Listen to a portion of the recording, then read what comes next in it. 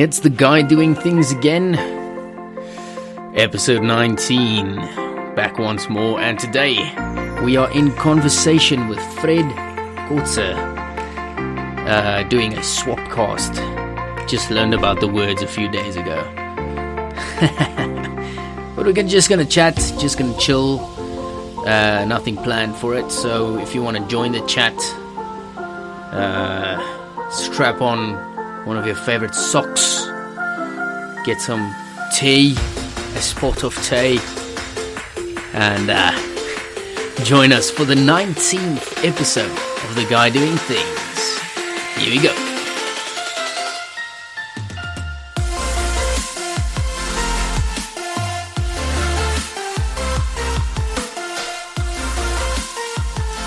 That's it. Welcome, Fred, to The Guy Doing Things.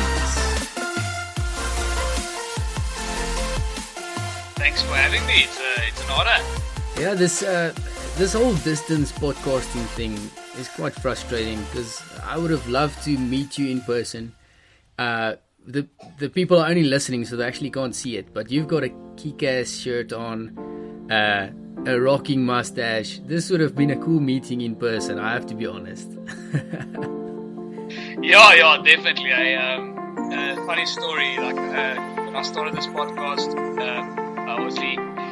I was well on my way to starting to get guests onto the podcast and to do personal interviews where I would either go to their house or they would come to my home. Yeah. And then this pandemic hit, and then Zoom just became this big thing. Yeah. And then I literally didn't have a choice. I didn't really give myself a choice to start doing guest interviews. Yeah. And it's like everything just fit in perfectly. It's perfect for podcasting, and I also wish that I could do it in person with the guests. It would make it more personal. But hey, we've got to work with what we've got at the moment. Yeah, the world is in the apocalypse, as I would say. Yeah, we have to adapt and overcome. Yeah, right. But Fred, just tell us a bit about yourself. What did you study? Where you from? Who is Fred? Man, I grew up in Roodepoort, Gauteng. Lekker. It's just over the Jukskei there from you, I believe. Lekker Wesrand. And yeah. And I went to Stellenbosch University, and I actually studied theology. I've got a degree in theology, and Great. I've got a master's degree in theology. And then my life took a bit of a turn. I was on my way to go do another master's and on a bursary in the Netherlands. Hopefully do my doctorate one day. And then what happened? Life happened, and then I started a project management company, which we did quite well at that time. We were in the construction industry. I was a paint contractor for a while, but I always wanted to do something else, if that makes sense. But the way that I got into podcast really is that I started listening to a lot of podcasts in 2017. Obviously, everyone knows the Joe Rogan Experience, most popular podcaster in the world. He was my first introduction. But then I started listening to guys like Theo Von, Duncan Trussell, Joey Diaz, Sam Harris, Tim Ferriss, the list goes.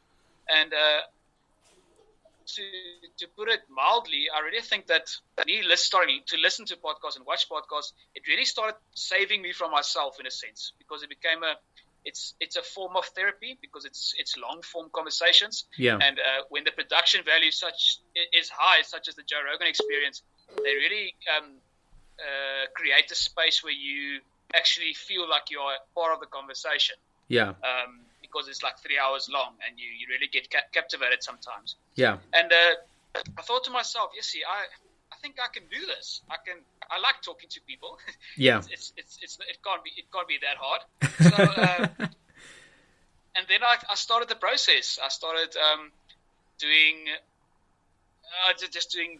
research on how to do sound recording, everything about podcasting. And then, here we are. It's now May. We launched the first one in end of September.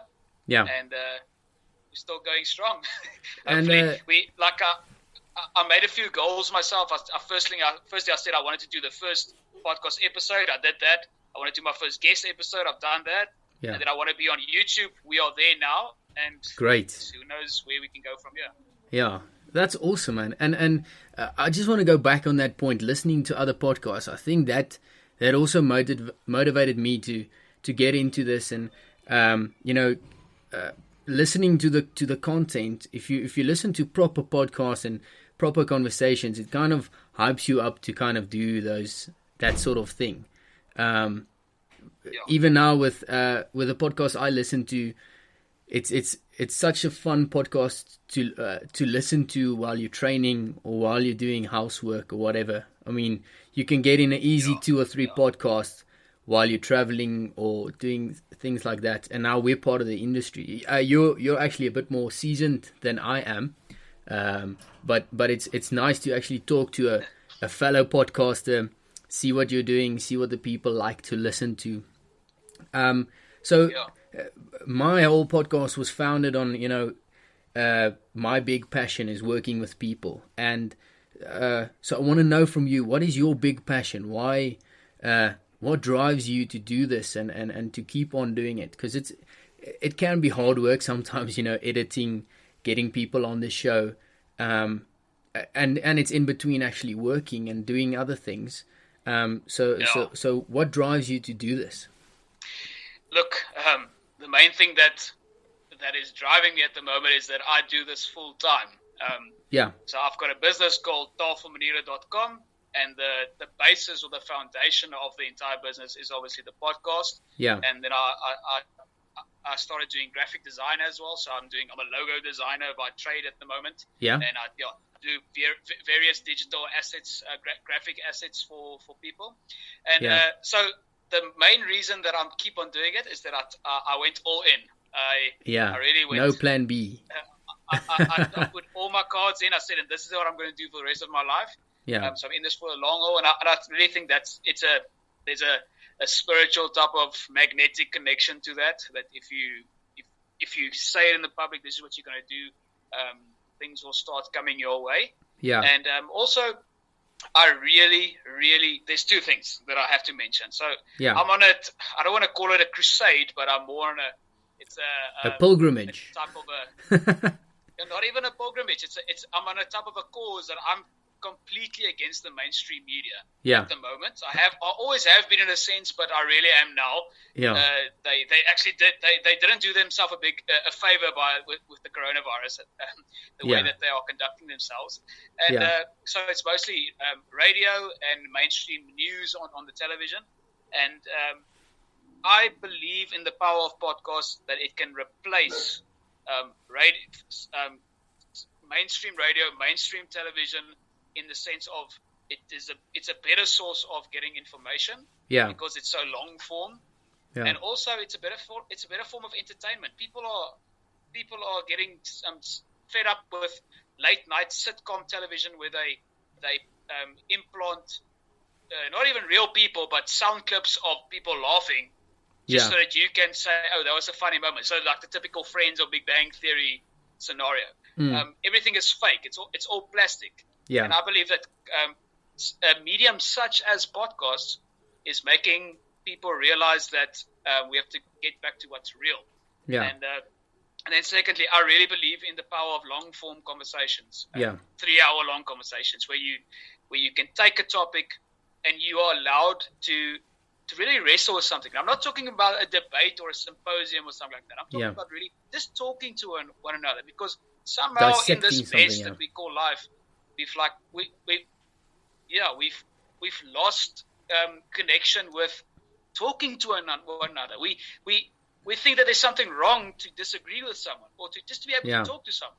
I always use the example on my podcast that one day I want my podcast to be the type of caliber of podcast that I can speak to someone like Julius Malema, or the actual person, Julius Malema, and we can talk like 2 human beings. I'm not against Julius Malema or whatever. I'm just saying he's like the most radical politician that I know. And so if I can talk to him, because maybe he's a guy that sits in his like in his bathrobe at night, and he watches Friends, and he drinks Milo, and he's just a regular dude. Yeah. I believe that the medium to do that is podcasting. Yeah. A guy like Joe Rogan is proving it every day. He just had his second episode with Elon Musk, probably the most intelligent person. And I don't think that podcasters have to be in competition with one another. It's not like a radio station where the station manager won't go on another station to go speak there because they're going to lose ad revenue because they're in competition with each other. Yeah. Podcasting is different. The more podcasters that go on each other's shows, the better it becomes a legitimate form of communication, entertainment, information, and hopefully some place where we can push our own ad revenue one day. Yeah. And I think the thing I just mentioned in the intro before I got you on, I mentioned I've learned the word swapcast for the first time, and it's such a cool concept because information sharing is such a powerful tool, and if we can teach other people to do that and learn to educate ourselves. As I said, if you've got 2 or 3 hours to kill while you're driving, I would put on a Taylor Swift. I'm a big Tay-Tay fan, but putting on a podcast or two is just so much more informative. And once you reach your destination, you're actually knowledgeable about a completely new topic or whatever. And speaking about your passion, speaking about your drive to actually speak to people and engage with people, I've picked a quite a controversial, not controversial, but it's a hot topic for us to spend 10 minutes or maybe 5 minutes just chatting about, just to actually show the people listening what it can look like. Hopefully it doesn't get too fiery. No, I'm kidding. I'm drinking Robust tea, so it can't get too fiery with that. But so I want to ask you, and let's have a conversation about this. Do you think chivalry is dead? It's a hot topic. Let's chat about that for 2 minutes. I'm just going to repeat the question I think that you asked me. We just broke up there for a second. I think you asked me, is chivalry dead? Yeah. And was the second part? No, that's it. I just mentioned it's quite a hot topic. So even the dog outside starting to bark. So he knows we're about to get into something. I just want to make sure what you mean with chivalry is, let's say from a male perspective, is that have a direct connotation to the idea of being a gentleman. Yes. So chivalry is opening the door for ladies, or paying for a first date or whatever. I think these days some of those gestures might spark the wrong nerve with some people. But let's have a chat about it.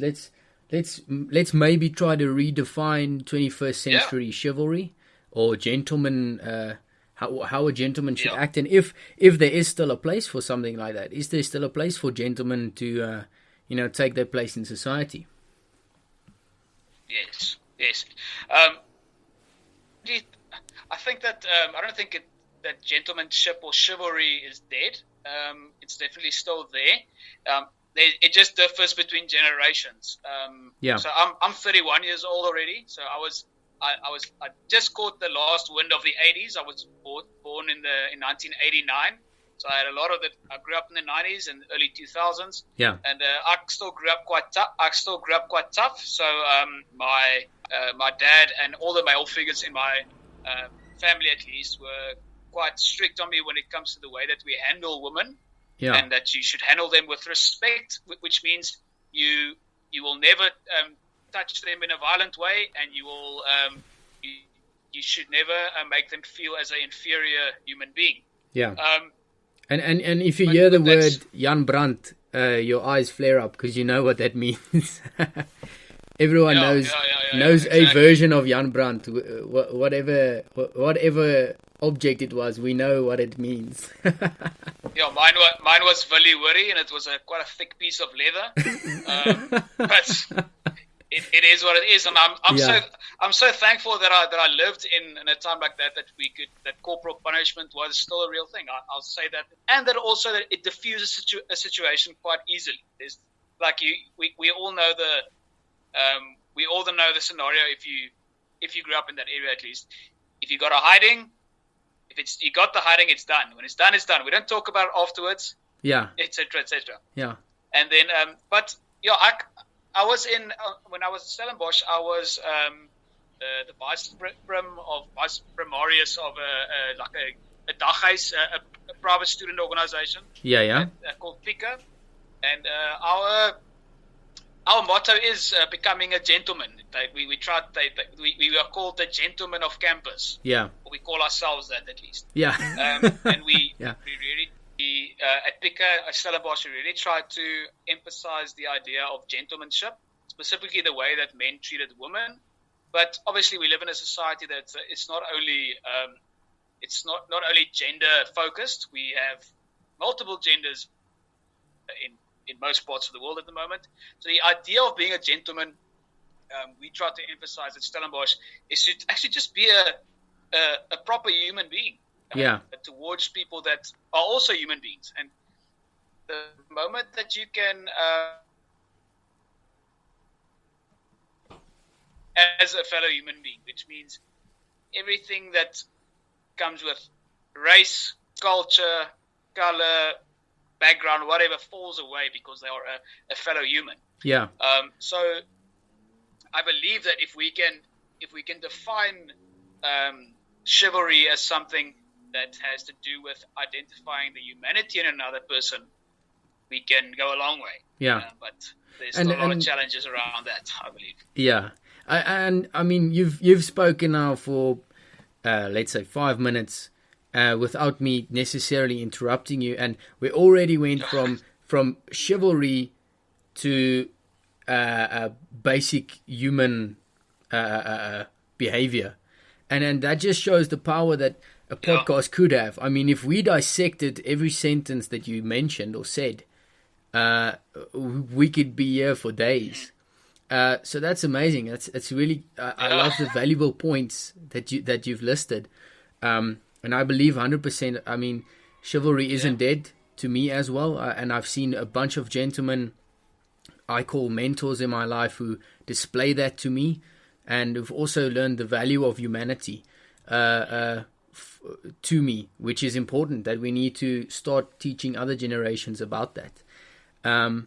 But yeah, I think that just shows, I mean, this conversation can go on for quite some time. And maybe I'll join you in a future episode where we can dissect some of those.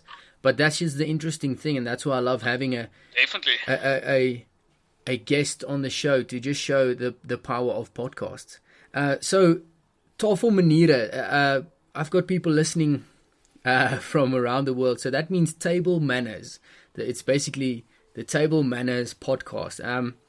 Where can we find you? Where can we follow you? Where can we listen to you? Yeah, I think that the correct translation for English, I would say, more is table etiquette. If you take it in that context. Okay. Yeah. But on all the platforms, you can find me at Tafelman. So for the podcast, you can find me at Tafelmaniere Podcast on Instagram, on Facebook, and on YouTube. And then I've also got my design page called TM_Designs 2020. It's Tafelmaniere Designs. If you want to search that. We're also on Facebook. And and then I've obviously got my private account, but it's private for a reason. Okay. Only a select few can get that honor. Yes. If you get anyone in, everyone's going to know what the secret is behind the success. Yeah. So and you've got that cool shirt, man. Once you've launched it, please let me know, because I'm gonna let everyone know that I know to go and buy that, because it's so cool. Fred, thank you so much for the conversation. I really appreciate it. And although this was a short one, I really believe in the future we can have more engaging conversations like this. This was just an introduction, and hopefully people who wanted to start a podcast thinking, there are too many out there. I believe, and I don't know what you think, there cannot be enough podcasts because it's an amazing conversation platform, and it's something that we need to grow, and we need to get out there. Yeah, definitely. No, I agree with what you said there, and hopefully next time you can definitely come on my podcast. Yes. And we can speak Afrikaans, our mother tongue, and we can go for quite a few hours. Yes, that'll be awesome. Fun part. Thanks so much, Fred. I enjoyed it. And that's Tafel Maniere Podcast on Instagram, YouTube, and Facebook. And watch out for the merch coming soon. You'll definitely catch me in a Tafel Maniere Podcast shirt. That was Fred Kotze. Cheers, man. For having me. Cheers. And there you have it, the face behind, or the voice behind Tafel Maniere Podcast. This podcast was brought to you by TM Designs. Go and check them out on Instagram. And until next time, have a good one. That was episode 19 of The Guy Doing Things. And we'll catch you here for the 20th episode. It feels so celebratory. Don't know what I'm going to do yet, but there will be cake and streamers. Or just cake. Whatever. See you next time. Goodbye.